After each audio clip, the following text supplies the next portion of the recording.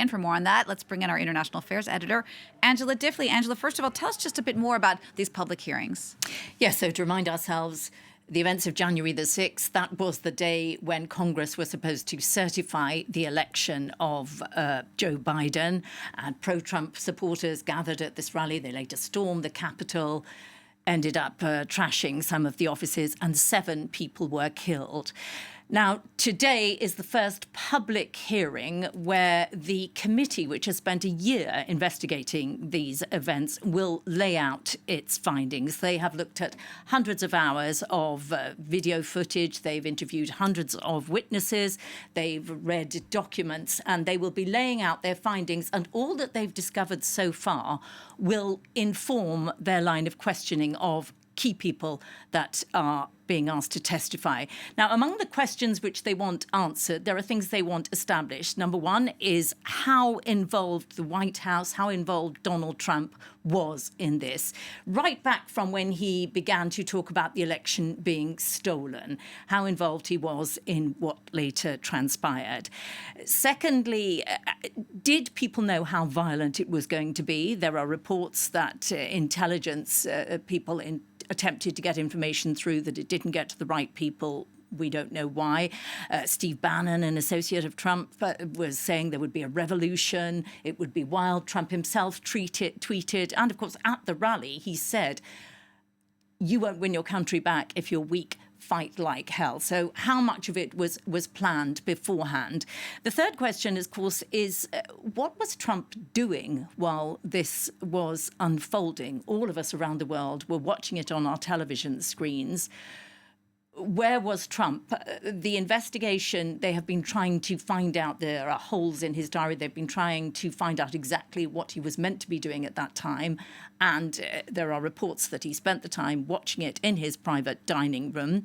Mark Meadows, his chief of staff at the time, says a number of people close to Trump texted him and said, will you please tell Trump to intervene, to do a video recording, to go on camera and tell these people to leave the Capitol. He said, I'm trying to, and he has given those text messages to the investigation committee. Finally, of course, Trump did make this video. Another question which needs answering is why it took so long for law enforcement to get there. There are reports that key people in the military were worried that if they sent reinforcements, then there might be a counter-command from Donald Trump. That's emerged.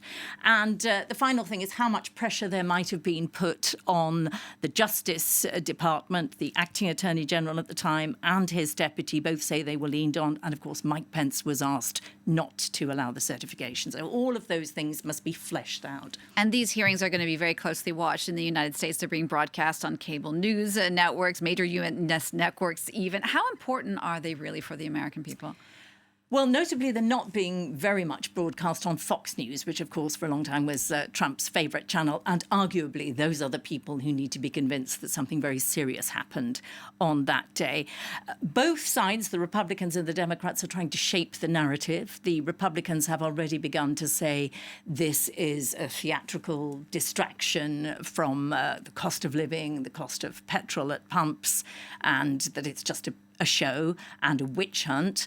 The Democrats, of course, are saying that there must be a clear line drawn between Donald Trump's involvement. This was a severe attack on democracy. It mustn't happen again.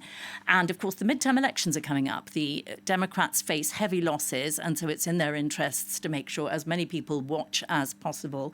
They've tried to make the hearings, it's hoped they might be sexy to attract viewers, some high-profile people testifying, but it seems that many Americans have already made up their minds on this. All right, Angela, thanks for that. France 24's Angela Diffley.